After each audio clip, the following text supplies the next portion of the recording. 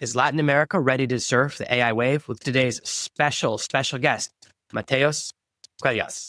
Today's episode is brought to you by the bestseller ChatGPT Profits. This book is the missing instruction manual to get you up and running with ChatGPT in a matter of minutes. As a special gift, you can get it absolutely free at artificialintelligencepod.com/gift or at the link right below this episode. Make sure to grab your copy before it goes back up to full price. Are you tired of dealing with your boss? Do you feel underpaid and underappreciated? If you want to make it online, fire your boss, and start living your retirement dreams now, then you come to the right place. Welcome to the Artificial Intelligence Podcast Show, where you will learn how to use artificial intelligence to open new revenue streams and make money while you sleep. Presented live from a tropical island in the South Pacific by best-selling author Jonathan Green. Now, here's your host. I'm so excited to have you here today, Mateus, because we're so busy thinking about AI as America and China. I think every time you see the news, it's America and China, but we forget other countries. And one of the things I find really interesting is that the best use case for AI is as an equalizer. Now, the things that are happening with translation, the things that are happening with education open up a lot of doors. We saw a few years ago when we tried to do home education without artificial intelligence, really didn't work very well. We saw a lot of people have to repeat grades or get a step behind or have trouble socializing. So I kind of see how it's helping countries that have a disadvantage to actually catch up. I actually think that it helps countries at the bottom the most because it can really cover these gaps where there's just massive differences of opportunity. And as I mentioned, I live in a small country in Asia, and the island I lived on before this one, I only had internet from midnight to 6 a.m. So I only had 6 hours of internet a day. And it's hard to explain that to people who are talking about, should I get gigabit or 10 gigabit internet? And I'm like, well, during the day, my internet's so slow, I can't open an email. So it's like a completely different world. But I'm really interested in your perspective, the Latin American perspective. A lot of things are happening with Latin America in the news. And it's like, for some reason, we never see good news about Latin America, even though there's lots of amazing things happening down there. So just take it away. Tell me kind of things that are happening and where the AI wave is going. Yeah, fantastic. So it's a pleasure to be here, and I think it's going to be a great conversation. When we think about Latin America, so I'm Brazilian originally, and I've lived most of my life in Latin America. I've made my career in Latin America, but a lot of it is also done outside of Latin America. So I can contrast both cultures on, for example, the US where I live right now and where I used to live. And I do work with a lot of big corporations. So when you think about traditional corporations, it is hard to grasp what AI can help you with. We've seen a lot of innovation for the general public, so for the consumer. We've seen people double, triple their revenue, for example, by using AI tools, by using distribution and all of that. But for corporations, it's a little bit harder because most of the times, those companies, they didn't start off by having data as the key point of their business. And so they're just doing their business. And basically they're trying to, increase revenue. So when you think about that position, and then once you have AI, you need everything organized, for example, it's a massive difference. One other thing is, once you're from a country where there's a lot of technology being developed in Latin America, for example, but it's not where it's the birthplace of AI or even, all of that data management. So as you said, we think about China, we think about the US and that North America, and that's it. So we're usually importing those kind of technologies. When you're importing something, one, it's more expensive, so it's harder to implement anything. But second of all is, again, the business started as, how do I make more profit? Not how do I organize my data because of technology. So a lot of those things, they grew as informal, let's call it like that, those kind of business. And then once they grew, now they have to organize everything. So a lot of my clients at this point, we're seeing them spending years and so much money trying to organize, I don't know how many systems they have internally, because the data, they don't talk to each other. Now, once you're talking about AI, it's very easy to go onto a conversational AI and then you can chat with it. But if you don't have a good data set, that means you cannot necessarily trust whatever the AI is telling you. And then that goes on even deeper, because if you do use some more tools that are available for the general consumer, you're probably not having that safety of the data that you need. So it's a lot of like, it's complicated, but it's very different from what we would expect from companies that are technology based. Yeah, I find that one of the biggest challenges is this is the way we've always done it. That the larger a company is, the slower it moves. And as a company gets bigger and bigger, they lose agility in exchange for momentum. And it's really hard to, even if you build something amazing, to see it actually get implemented. I find that with the clients I work with, the projects I work on, it's very rare that even if I build something and I demonstrate it and it can say that it gets actually implemented across the company. And there's this thing that happens with company cultures, and I wonder if it's the same with South American and Latin American companies, which is that departments get siloed, which is marketing doesn't want to share its data with sales. Sales doesn't want to share its data with tech. And that because each department starts to hoard their data because it becomes their value, which is that, well, if the other department knows all of our secrets, then we won't be needed anymore. And that's one of the, I always try to explain to my friends and people I'm teaching that I spend most of my time waiting for someone to give me the data, someone to give me the login, someone to answer the question. And sometimes I'll ask person A, they'll say, oh, it's actually person B. Person B goes, it's not me, it's person C. And person C goes, no, it's person A. And person A goes, oh yeah, it is me, but I need permission from person B. And you go in these circles, and it's because we develop these habits. And there really is, I try to explain this, that I can accelerate a process, but if you don't have a process, then you have a different problem. And most companies, they don't have a really good way of, like if you want to know something, you walk over to someone's desk and you ask them. So they already have poorly organized data. Like, let's be honest, most of us have disorganized hard drives in our laptops. I've just started actually, because I teach this, I've started implementing where I have like folders for different categories instead of just everything goes in the downloads folder, which is what most people do. It's like, well, this is for PDFs and this is for documents, this is for spreadsheets. And just that level, I've just started implementing myself in the past 2 weeks. Like, to be completely honest, I just have never taken action on it. So if we're disorganized with our own data, how much more do we have these issues with larger companies? So I'm really interested in if the culture is kind of the same, or if there's higher levels of collaboration, or if people are even more defensive of their data in their different departments. Yeah, that's a great question. And I think there are a couple of things that come to play. One of the things is exactly what you said, is my data is my gold. So basically I won't give it to you just like that. When you have companies, a lot of the companies, they have like ditched the silo game, but still it's more personal. So even though like supply chain and sales, they don't have a problem, maybe I have a problem with you and we don't necessarily like each other. So why am I going to help you? Or why am I going to give you the data from a project that I'm working with? And maybe, I don't know, that, and it's not ready. Maybe I'm just insecure about it. It's not ready. So I don't want to give you that piece of information. All of this comes in play, of course, because again, it's human beings. We're all like this. We're very protective. We're defensive. And once you don't know what to do with that, it doesn't work. The second thing, and I think this is probably where I've seen the most difference between companies that can work like together and companies that are very siloed between departments, it's actually leadership. And this is a hard word. It's very used, like leadership is the problem and all that. But honestly, two things happen. One, if I grew within the company and it's been, 20 years, 25 years that I'm here, I've learned to do the process and I've learned to find the little things that will make our process perfect the way that they were created because I worked on it. So when I get the experience on it, that means I can actually improve that process or help you understand the process as it is. But the thing is, the way technology is being developed at this point, what I learned and what I did 2 years ago, it's not the same anymore. And it could be even better.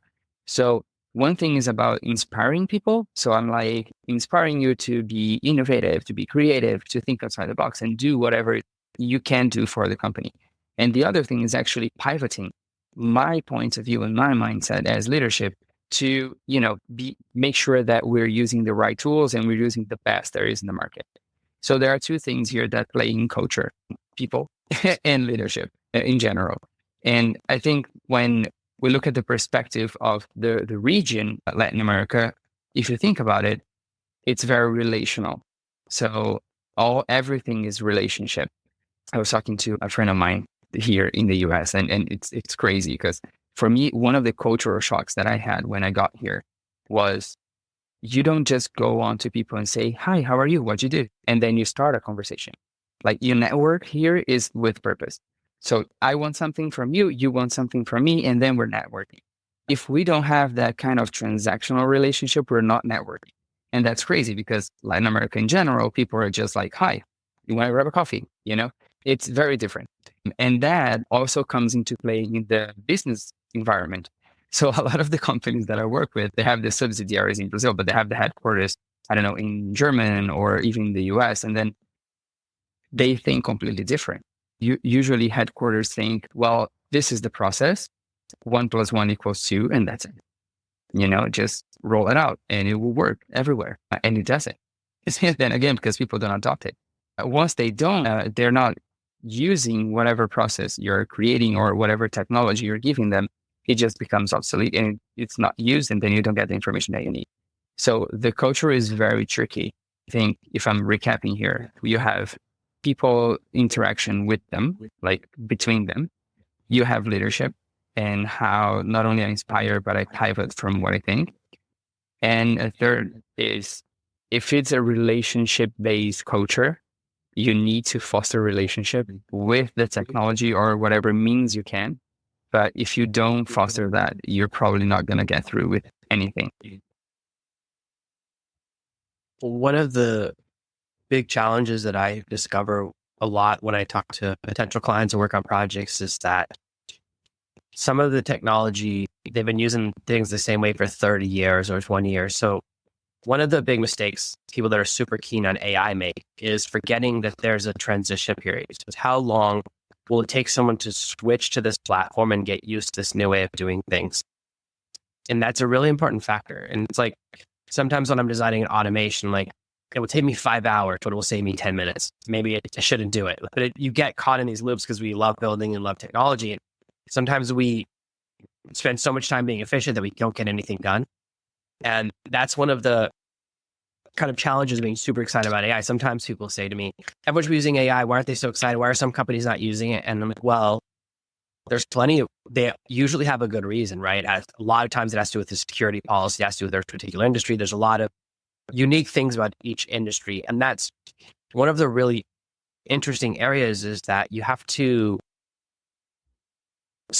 shift at a pace that the company can handle, right? So if you say, good news, we're replacing all of your technology. Everyone's like, that's not good news. That's the worst thing I've ever heard because now everything I know doesn't work anymore. And now they spend so much time learning instead of doing. So you'll actually have like a big dip in productivity before you see the benefit. So when you're kind of assessing with a company or looking at a project, how do you factor in that dip, or how do you limit the negative before the positive kind of comes into play? Yeah. Great question. This is a hard one because, again, I'll talk about behavior and people relationship all day if you want. Because usually for example, for you, for me, it's natural that something that takes me 10 minutes today, if I spend 5 hours automating this, I won't be, using those 10 minutes in, I don't know how many years. So when am I getting the ROI of that? So if I have those 5 hours, when are those 5 hours going to be used? And this is usually the question. I'm talking about 5 hours here, but then think about if I'm thinking about this, it's natural for us to not want to teach a machine or teach a technology on how we think. And we know AI has its limitations. Microsoft, now they're doing the Copilot Labs, for example. They're trying more conversational with AI that gets a lot more from the perspective of what you're talking and not necessarily just whatever you're telling the AI. So that's good, but still testing. And if I'm going to teach, the machine, I'm going to spend 5 hours here, I have more stuff to do. And this is the thing. That has happened since forever. again, if you think about how a person climbs in their career, like traditionally, they're very good on what they do on their work. And then because they're very good and they're very efficient and they meet deadlines and they do like process optimization and all of that, and they deliver, something that was 5 business days is now 1 business day. And I do that because of my expertise, my own expertise. I get promoted, and then I get promoted, and then I have people to lead. And then usually that doesn't work because I'm a very good, individual collaborator. I'm not necessarily a very good leader. So that has happened everywhere. People, not teaching other people or technology to do their work for them. Because again, if I'm essential, that means I can still be here. If I'm not essential anymore, so I'm not going to be here. And if I have more stuff to do, then I will not be there, filling in a piece of data or a spreadsheet for the technology to understand whatever I'm saying. And that will happen like absolutely everywhere. There is one specific case I can relate to this. You think about Walmart, for example. They are investing a lot in data analytics. They're investing a lot in technology and automation. They have a really hard time integrating everything. And then if you ask me why, I can tell you, they're a retailer. So what I have is very small margins over products that were produced by other people. So I have a very efficient way of buying. I have a very efficient way of displacing or placing things into the store. And then I have a very good way of getting people to buy that. And then I have the discounts and all that. So imagine a physical store. And then once you migrate everything for technology, and then you want to integrate your digital store and your physical store, it doesn't work because probably the way that I buy in boxes. And then some of the articles that I buy in boxes, I don't know how many of those articles are within the box. So if you sell clothes, for example, one thing is to buy a S size white t-shirt. But most of the times I don't buy a S size white t-shirt. I buy a bulk of 2 M size, 1 S size, 3 XL size, and then 2 double L size. And so I'm buying a pack. And then if I sell in store and I don't have that piece of information, because again, it's related to that stock, it's not related to the item, I cannot work. I don't know how many of the pieces that I have. So how am I going to sell online something that I might not have the size that fit Jonathan, for example? And so it's a very difficult game to play. Again, they're spending years and tons of money just trying to organize everything at this point.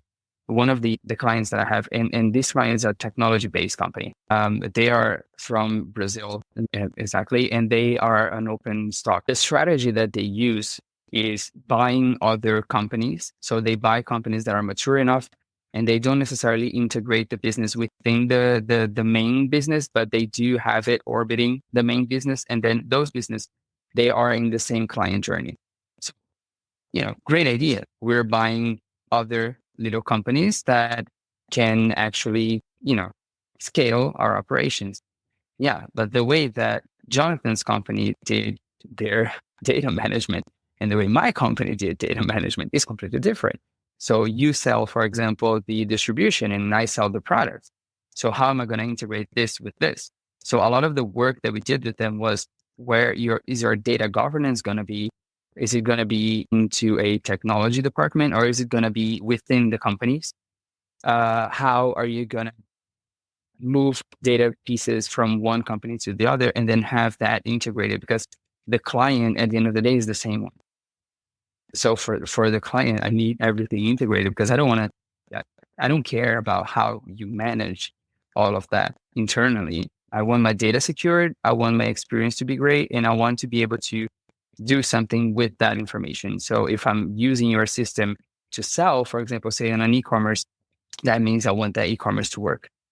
I don't want something to crash and then I, send a message or call you or talk to someone and they're like, well, this is not within this company, it's in with that company. And then, I don't want that. So this brings up a topic that I think is really important, which is you need to choose where the central truth is. Where can I find how many customers we have, what each customer has bought, the status of their orders, and even I worked at some large tech companies where you have to open 6 or 7 different tabs. And one of the most interesting things, no matter the size of the company, the first kind of phase I go through is just trying to find out what their tech stack is. And very rarely does anyone know. I've worked with companies where 3 different departments using 3 different CRMs, different project management software. And I'll just ask sometimes, well, why are we using both? And then it creates a whole thing. Like it creates a scenario where someone's like, hey, whoa, that's what we love to use. Don't ask us to change it. I'm like, no, I'm not asking to change it. I just want to understand, because if I understand why you're using it, then I can figure out how to connect these 2 things together, because we have to have one place that we know is the right information, then it can flow down to everywhere else. And it's surprisingly difficult to create that. Even in my own company, it's always a challenge for us as we bring on a new employee, workflow changes, then the process changes, and we'll move an automation around, or how we edit the podcast episodes, that changes everything. And every little change means that sometimes the way the tools we use change. We actually just changed our entire process for tracking podcast production. So we have a CRM that tracks as people come in before the podcast. I have another source that's an AI to help me remember who everyone is. It's just a database. And then I had a project manager for when I was editing the episodes myself, because with AI, I can edit an episode in 2 hours. So it's not that long. But now I have someone else doing it. I was like, well, I don't need to track it in the project manager, because they're an outsourcer, so they use a different project manager. I was like, so if we can go from 3 to 2 things, that's way better. But then the problem is, right before this episode, I had to remember to look in the new place. So even someone who's as technology forward as I am, it still comes up all the time. And it is this thing of what's the central piece of truth and what is going to be this. It has to start from there. And then you're exactly right. Data governance is so tricky right now, because you get really excited, and then there are certain tools that will scan your entire Google Drive, your entire Dropbox drive. And it's like, there's a lot of stuff in there that you might have forgotten, that whether it's business stuff or not stuff or proprietary stuff. And then once it starts getting transmitted, you increase vulnerability. Even if you have a secure from me to you, there's still a possibility as soon as things are going in and out of the internet. So it is very tricky to kind of get people excited, but not so worried about security that they completely pull back. And it is this kind of narrow line to walk, because a lot of what can be done is really internal, and understanding kind of this approach. Like, I'm more security conscious than a lot of the clients that I work with. They're like, they don't really worry about that. I'm like, well, I worry about it because I don't want it to be my fault, right?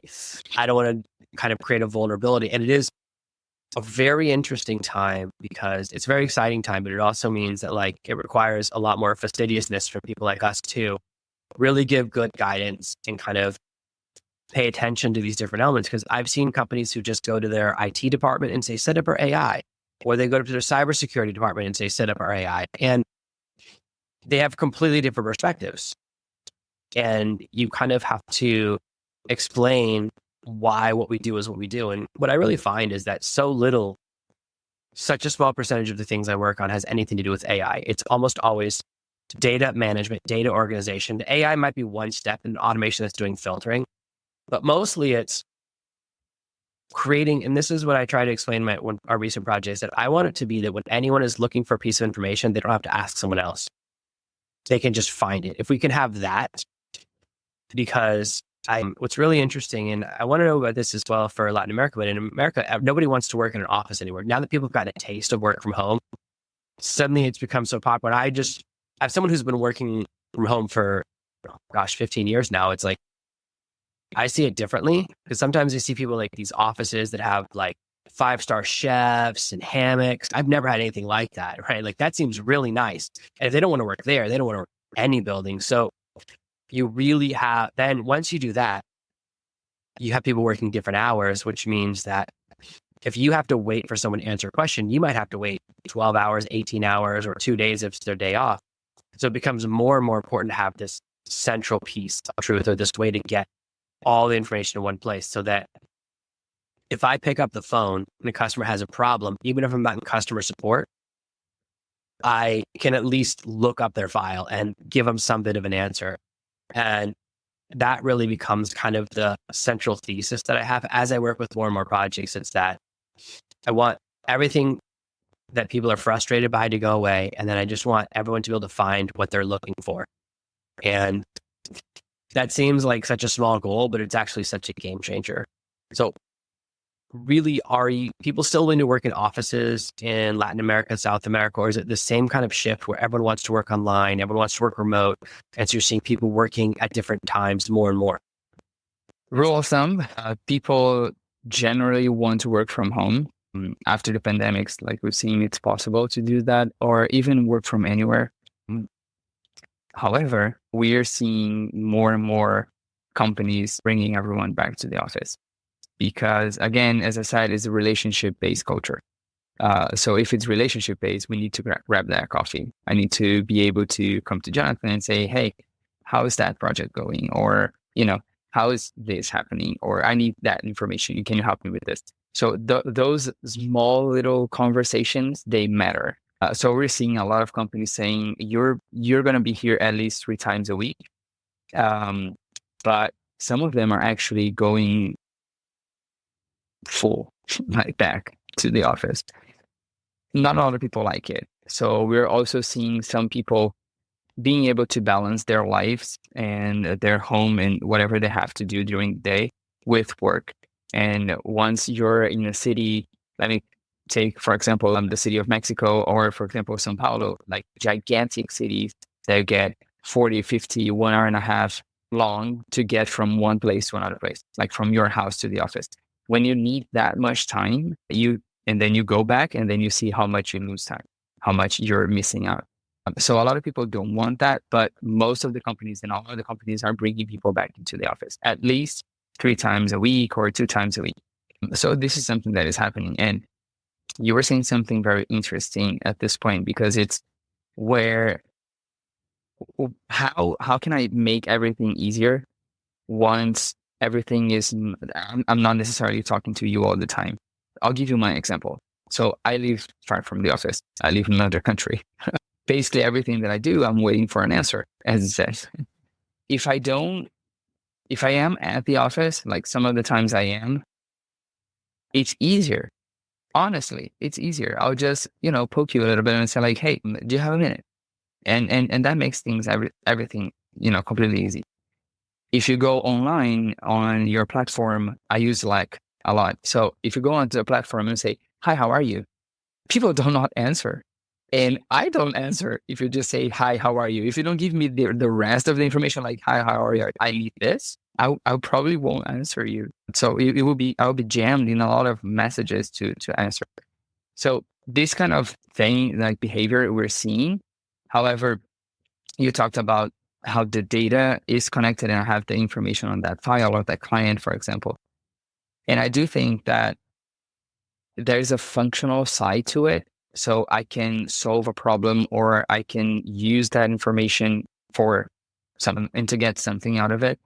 But it's even more crucial to finish the losses that you can have or even the problems that you can find when implementing technology and AI, just by letting people understand why.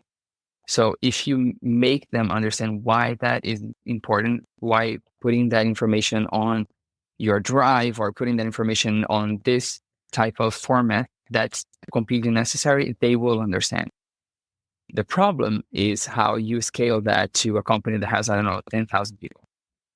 So it's how you scale things.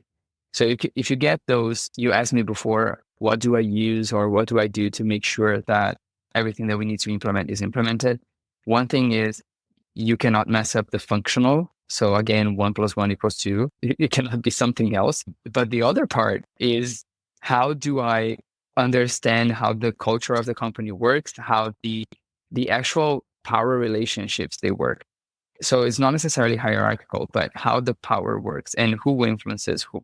And if I know that, and I know what type of routines the company has for influencing or the type of the way that people actually interact with each other, then I can not only do the 1 + 1 = 2, but then again, hey, Richard, 1 + 1 equals, and then you go say 2. And then I'm like, great, fantastic. So you understood why. And then you can be an advocate for this. So once you get those many advocates for it, and then you're good on establishing the process. Again, we talk a lot about technology, but you can not only do the 1 + 1 = 2. It's not just a result.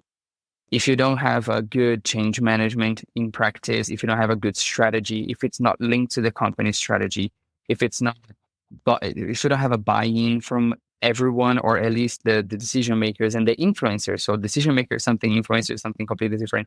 So if you don't have the buy-in and you don't have people using those things that you created that gives you 1 + 1 = 2, then you're probably not going to be successful. And then for you, for me, people that are outside the company and telling them what to do and how to do it, you're 100% correct on being worried about data safety. Because again, if something happens, that's our fault. I don't want it to be my fault. I also want things to work.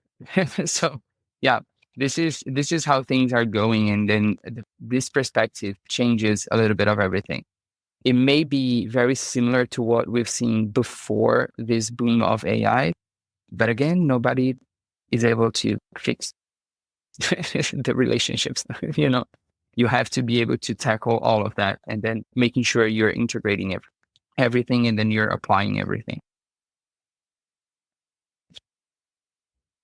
Yeah, I think it really is the crucial integration between human and technology, because there's so much language out there about replace your team with AI. You can fire everyone. You can replace your customer support.